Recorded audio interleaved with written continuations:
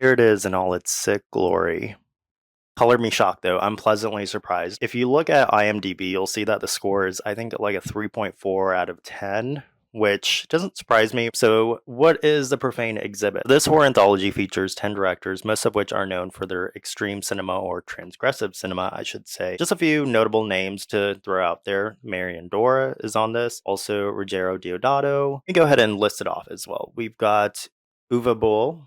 He's on this. We've got Ryan Nicholson, Jeremy Caston, Nacho Vigalondo. I think that's how you pronounce his name. Sergio Stivoletti. We've got, of course, Michael Todd Snyder, Yoshihiro Nishimura, which is the director of Tokyo Gore Police. We've got Anthony DeBlasi, who is the director for Last Shift, Malum. I'm going to go ahead and go through each of the stories, just giving you a general idea of the stories. As I go along in this video, I'm going to go ahead and rank them as well. 1 being like my absolute favorite, to 10 being a total disappointment. I also do want to state that during this 10-year gap, like where we're waiting for the distribution with Unearthed Films, like finally releasing this film, I'm so glad that I got to see it. There were some directors that were assigned or part of this project, and then they ended up dropping out. So I'm really curious to see what some of these other segments were like for the screenings that people were able to actually see them. But let's go ahead and get started. And starting this off is the first horror short, and that is Mother May I. So this one is directed by Anthony DeBlasi and tells the story of Sister Sylvia, played by Ellen Green, and how she runs a girl's halfway house. And in the story, we do follow Sadie and Mabel, 2 roommates who come face to face with Sylvia's wrath. And there's no love like God-fearing love, what's instilled. This one was actually a really good start. I'm not gonna lie. I think that it could have been even expanded into a full feature-length film. And not to give too much away, but towards the conclusion of the story, we get to learn more about Sister Sylvia and some of her inner demons. That part, I think it was starting to get really good, and I just wanted to know more about her and why she is the way that she is and why she chooses to inflict such harsh punishment. I mean, we know at face value, we do know, but I mean, I'd like to know more of what has happened to her in her past that she is the way that she is. Next, we have Hell Chef by Yoshihiro Nishimura, who directed Tokyo Gore Police. And in this one, we have Ahi Shina, who is best known for her role in Audition. Shina plays this parasol-wielding cannibalistic chef, is what I'm going to call her, as she instructs this girl, this young schoolgirl, teaches her about culinary and how to make human ramen. Perhaps the most bizarre out of all the short stories. There's also this involved. To be quite honest, I'm not going to further explore it more than what I'm saying at surface value, because this is just one that you have to experience for yourself. Next, we have Basement, which is by Uwe Boll, and he's known for films such as Rampage and Postal. This one follows a seemingly happy couple about to go on a date night, Bob and Lucy, and it's played by Clint Howard of Ice Cream Man and Caroline Williams of Texas Chainsaw Massacre 2 and Leprechaun 3. Now, this one starts off pretty ordinary with Bob doing work-related activities while Lucy is preparing a meal in the kitchen, and it isn't until Bob goes down to the basement with a plate of food that we get to learn more, and it makes it so apparent. It's quickly obvious that this is based off the Fritzl case. If you're not aware, so look that up. It's pretty messed up. And we get to see in graphic detail this father basically have his way with his daughter. This is one of the more, if not the most uncomfortable out of all the stories, because as she's pleading with him to go outside, he is unbuttoning himself, and I'll just leave it there. Easily is going to come at number 9 for me. It's not even that it's necessarily the level of discomfort or how graphic it is. It just didn't really gravitate towards this story. Following that, we have Bridge by Ruggiero Deodato. I'm not a fan of Cannibal Holocaust, but I do have a level of respect for the director. He has been influential, I have to acknowledge that. However, this 3-minute short film, I think probably the shortest of all of them, this was the most disappointing one. I'm just going to say easily number 10, but it really just didn't give me anything. It was so underwhelming. Even the story, like what we're following these 2 kids who are obviously by this structure, this bridge, and we're also seeing this woman who is contemplating suicide, and then at some point their paths cross. It seems like the children have more murderous intent. It just ends so abruptly, and it's just nothing really inciting or I don't have enough context or information to really go off of anything. Easily, this one is the most disappointing, which is really sad because it's also shot really beautifully. I honestly think had Deodato extended the short maybe for a few more minutes, 2 more minutes, just give us a little bit of something, because I do like the performances and I do like the concept. Next one we have is Toeat Quorum, which literally translates to Members of Hell, and this one is directed by Sergio Stivoletti. The story follows a woman who's about to give birth to twins.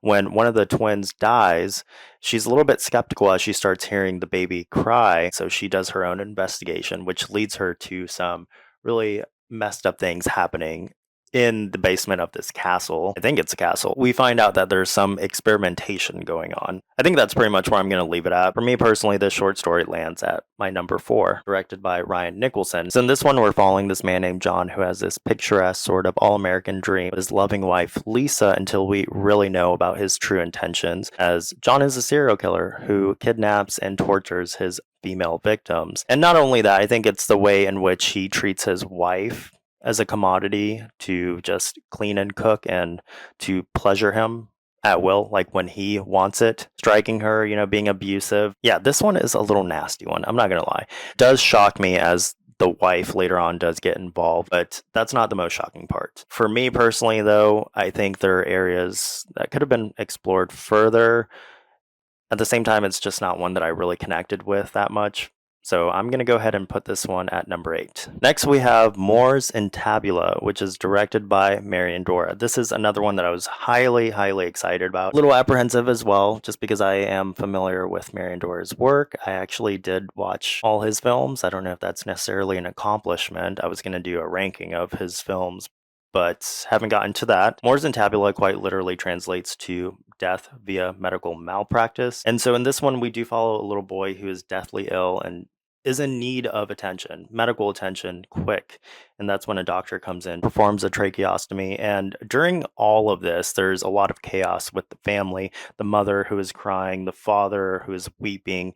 And there's another character, I'm not sure his role, or some family member. They're all distraught by this boy's illness and whether he'll live or not, or at least it appears that way. Meanwhile, over the radio, you can hear like the Hitler rallies that are taking place. What I think is most shocking about this in particular is the ending, which I'm not going to say what it is, but it's so bleak to me. I think this one is perhaps my absolute favorite one, which is why I'm going to put it at number 1. I think this one really showcases Marian Dora's skill as a director because it's beautifully shot. Quite simply, the way he's able to capture everyone's emotion and just tell a story. Something that I did not mention, though, is that this apparently is not the original segment that was attached. I think somewhere online I had read that the original actual Mors and Tabula is actually featured on extras, the Blu-ray edition, I think. I have only the DVD, so I don't know if that's true. Somebody please let me know. Yeah, this is my favorite of all the stories that are featured in the Profane exhibit. I'm kind of surprised because I have, had some pretty critical, harsh opinions about Melancholy Durango and just him as a director, but yeah, this one is my favorite. The next horror short is titled Sins of the Father, and it's directed by Nacho Vigalondo. So this one starts off with an older gentleman who is naked in this child's room. He's sitting on this bunk bed. We find out later on is that the son has recreated his childhood bedroom. So the father is in this simulated environment. He is instructed by voice to go up the bunk bed to lie down with his son, which is a mannequin, to recreate the incident. This one is discussing topics of sexual molestation. Conceptually, I do find it interesting, the beginning of this, the way we're in this simulated environment and it's coming apart, then coming back together at the end. But for me personally, maybe it's just the fact that it's not one of the more memorable of short stories that I'm going to go ahead and just put it at number 6. It was fine. The next short story is directed by Michael Todd Snyder, who plays Maggot in August Underground's Mortem, and this one is titled Manna. So this one follows a man who meets this woman at an S&M club when she takes him to the back, and quickly things unfold into eroticism like you've probably never seen. It basically leads into this. I think this one might be the goriest of all the short stories. This one has a man's heart being ripped out, eyes being gouged out, skin being filleted and cooked on a burner. I mean, it's got quite a bit. So if that's what you're looking for, this one might appeal to you. I feel like I should have ranked this one higher because I actually do really like it, but I went ahead and put it at number 5. And finally, we have Amuse Bouche, which is directed by Jeremy Caston. This is basically the wraparound story and what you see interspersed between the other short stories. So what's interesting about this one is that it plays in reverse order, so it's kind of like irreversible in that way.